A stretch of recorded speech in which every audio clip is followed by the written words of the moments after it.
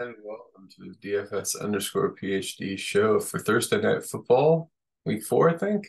Not paying that much attention. Remember, you're good enough, you're strong enough, and gosh darn it, somebody's got to win that money.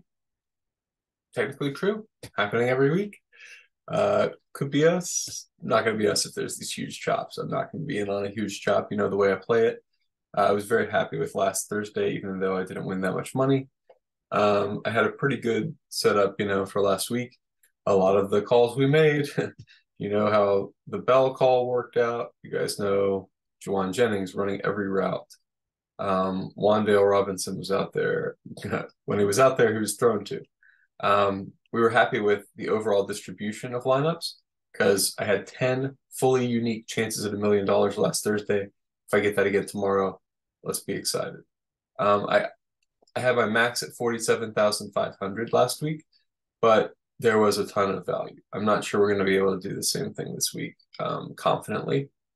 Yeah, it was a terrible chop last week. So I was doing my review and I was like, these lineups are pretty terrible. And then I was like, oh yeah, right. It was a famously terrible beat last week. But my third best lineup was fully unique. So I was pretty happy with the way it went for me. Again, Wandale Robinson there. Could have caught a few more passes. I would have loved it.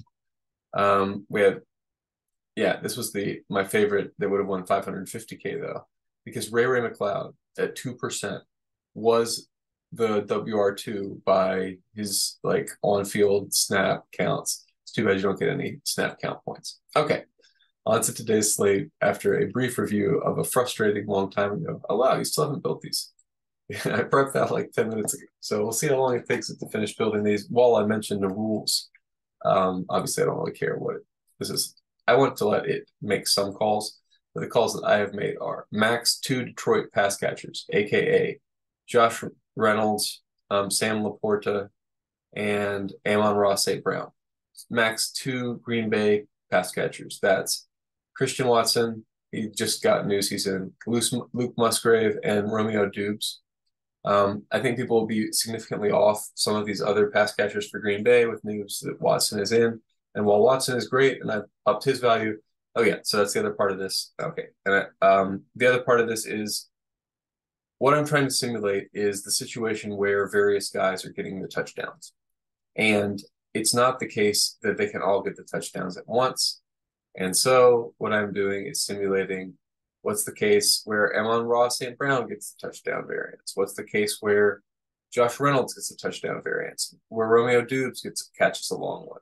And basically, I think these guys, Sam LaPorta, Josh Reynolds, Christian Watson, Luke Musgrave, and Romeo Dubes, I guess, and Aaron Jones, but for a different reason, wind up about the same level. And so we'll find out about Aaron Jones. If he's not in, obviously you boost Dylan, you play Dylan more than you would otherwise.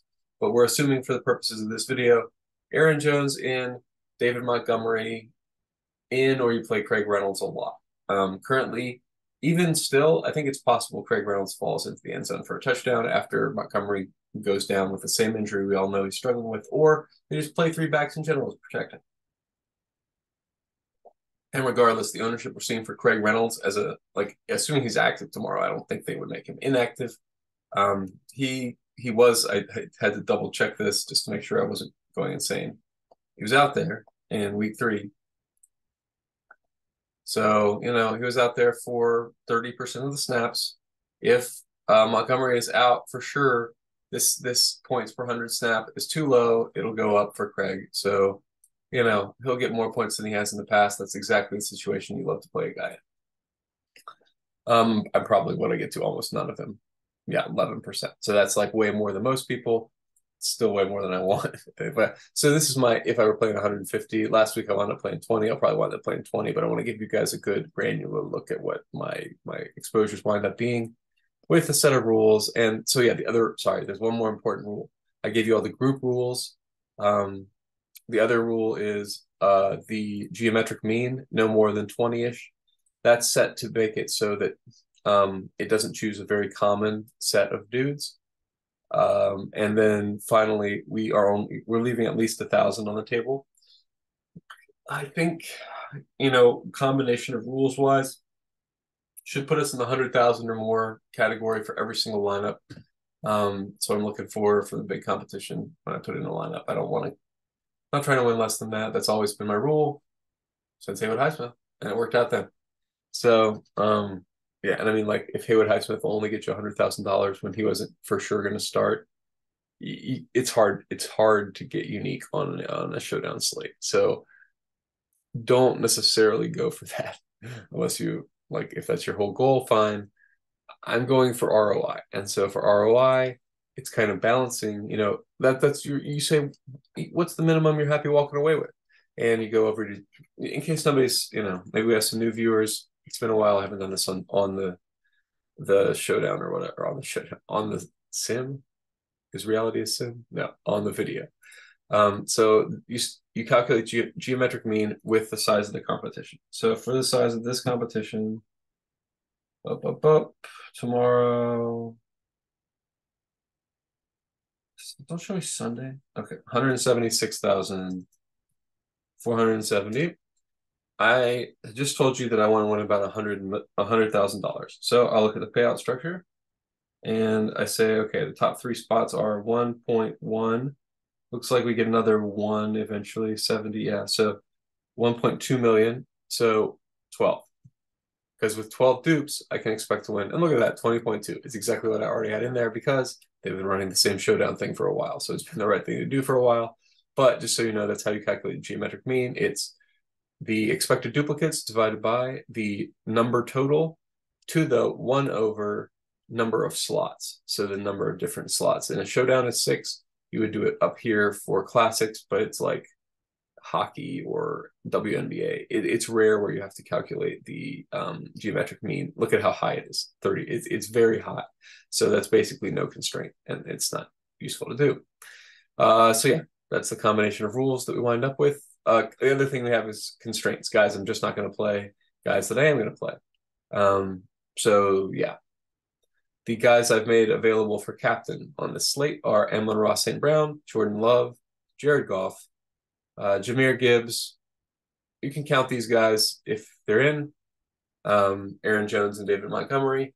Otherwise, I like all those guys in the mid-range, guys who are explosive guys with upside, who are going to get targeted a bunch and be out there basically every play. Josh Reynolds, Christian Watson, Luke Musgrave, Romeo Dubes, Sam LaPorta. And I said every play, every passing play. And then you can take a dart. I really think the ownership on Craig Reynolds is just embarrassingly small. He's obviously overpriced and will not have much of a role. Yes.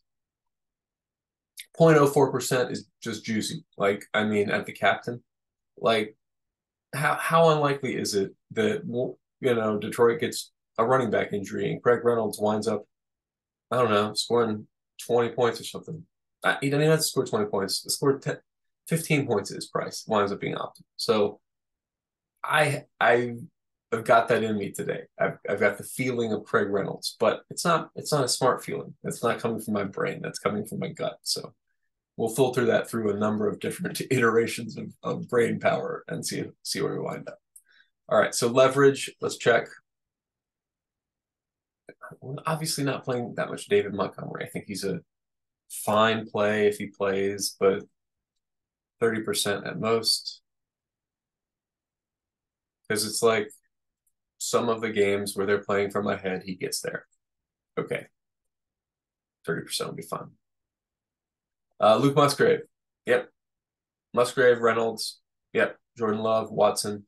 These are the guys I want to have positive leverage on. Antoine Green. Oh, yeah. That's the other thing I did. These high-value play backup tight ends. You guys know this is my move. Antoine Green, right? Wide receiver for Detroit. Let me make sure he's actually seeing the field.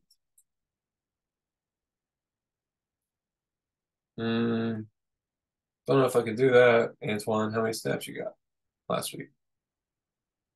Literally none? Okay, well, we're not doing that one.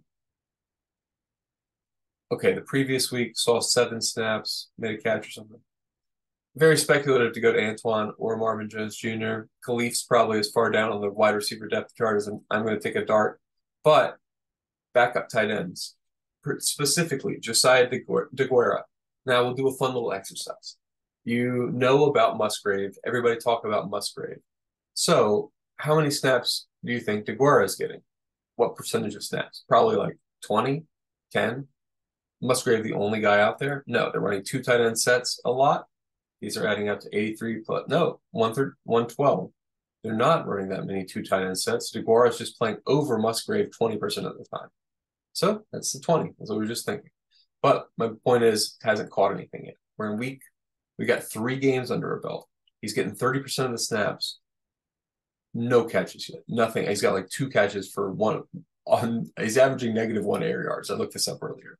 It turns out I can't get routes data without paying for it, I think. So if that's not true, hit me up in the comments and tell me how to do that, because I definitely would like to know if he's running these routes, because I assume, he's out there for 29 snaps or 55 snaps. I know that like 20, 30, probably 35 of these he's blocking, right? Maybe 45, whatever. If he's running 10 routes and getting no targets, 2 targets, crappy targets, he's going to get these. Okay, you run a 2 tight end set, right? You have a good one and your bad one. Your good one runs far, your bad one runs short. He can only run short. He's slow.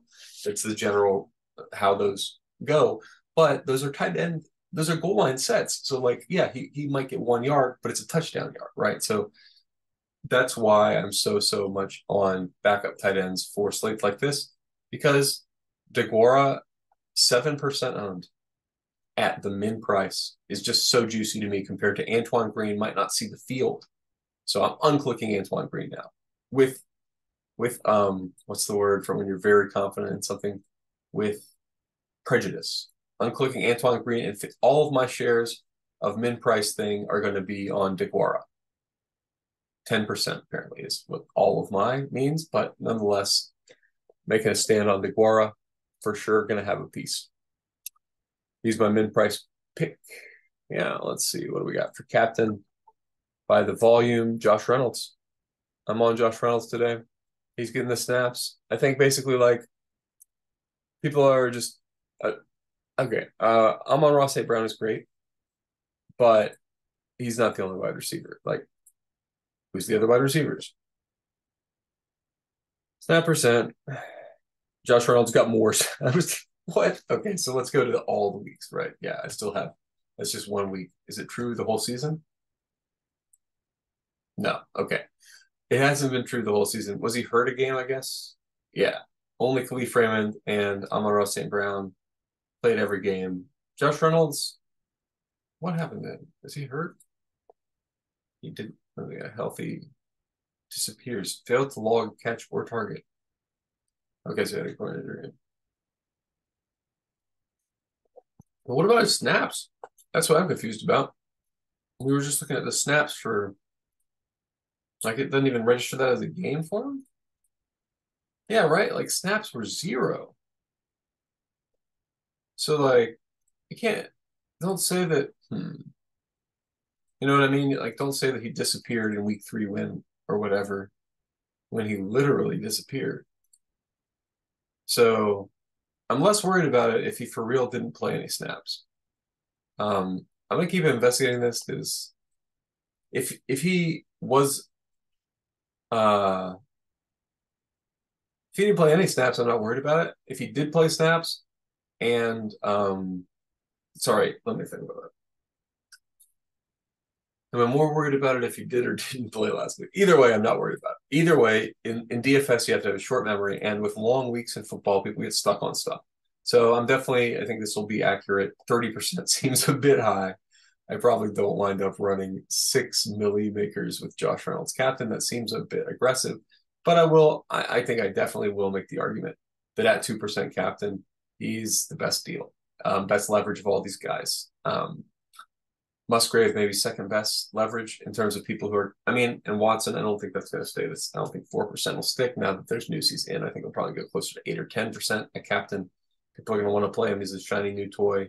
And that makes him less attractive to me in the captain, because just like there's a lot of other good toys in this toy box. We got a fun group of guys. This is a fun slate, man. I don't like the teams really, like Green Bay and Detroit. Whatever, don't really care who wins.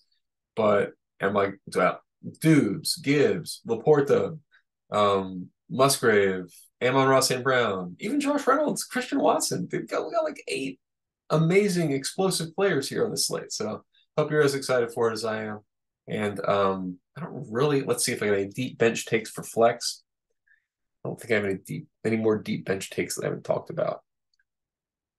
Oh, I'm leaving defenses in. That's the other thing. Like with so I nerfed Jaden Reed on the news that what's his name is making his and Watson is going to play. And let's see. I don't think Brock Wright is going to wind up in my player pool because I don't think he was over here. I don't think he's playing. Oh, well, look at that. 40%. That's what you get for assuming a backup tight end's not playing at all. He's just as good a play. Brock is just as good a play as Deguara.